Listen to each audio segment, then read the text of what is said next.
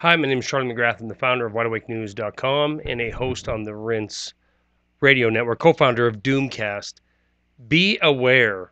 Be aware of the actions going on right now in Eastern Europe. I know we're supposed to be distracted by the death of Robin Williams. We're supposed to be distracted by the airstrikes against ISIS or ISIL or the IS, the Islamic State, inside of Iraq. But understand, World War III is underway, and it begins not in Iraq, not in Libya, not in Syria, not in Afghanistan. It begins in Ukraine. Now, there's an announced deal where humanitarian aid is going to be allowed into eastern Ukraine. This is in the media if you dare to dig below the headlines. However, it is a deal that involves the Red Cross going in, but it also involves Russia sending troops into eastern Ukraine. Every side wants to look like they're doing the humanitarian right thing. Ukraine, Kiev wants to look like they're allowing peace, or they're allowing aid to come in to the people of Donetsk and Luhansk, the people that have been obliterated, as many people that have been killed there as that were killed inside of Gaza during this last campaign. A region that is just absolutely devastated by an IMF, an International Monetary Fund-backed government in Kiev. They say they want to allow for humanitarian efforts to go forth. Russia says they want to allow humanitarian efforts into eastern Ukraine. But the basic principle on this situation inside of Ukraine is simple. Kiev is going to do what the International Monetary Fund tells them to do, which is put down this rebellion. This is their one and only goal. They don't care about the people in eastern Ukraine. They talk about Donetsk like it's had 1 million people in it that are suddenly gone, and anybody left there is a terrorist or a sympathizer thereof. Like suddenly 1 million people vanished.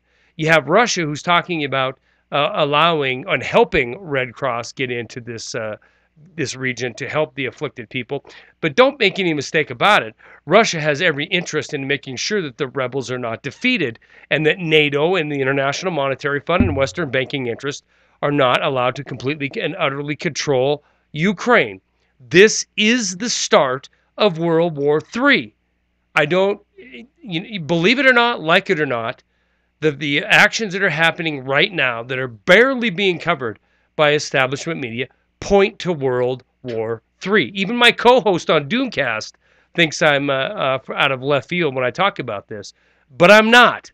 This region of the world, it's happened time and time again, and it's looking like, for all the world, we are heading into a situation where the former USSR, Putin and Russia, is standing up to the West and saying, this is his red line, and you're not going to pass it.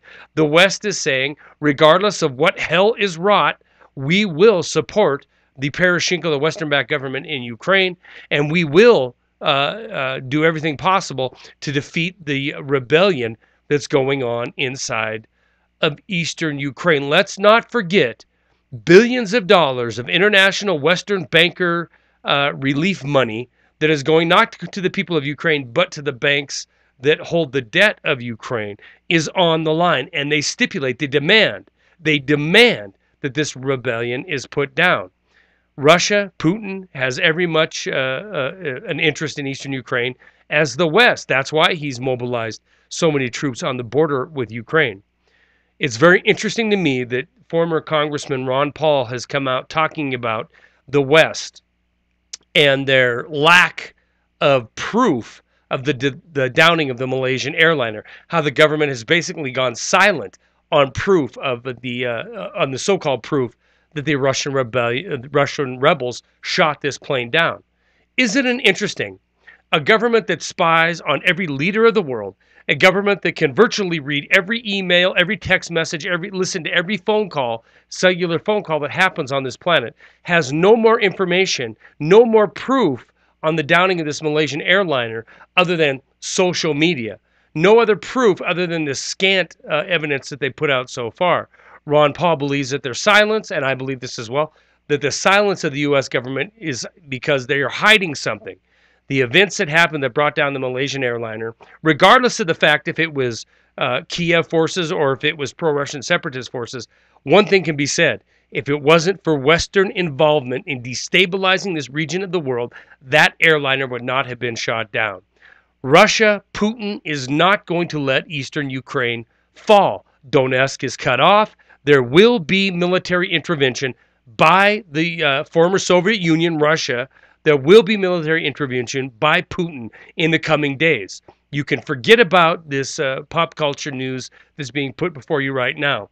The destabilized Middle East, the destabilized North Africa. Your future truly lies in what happens inside of Eastern Europe. Stories are attached. That's all I got.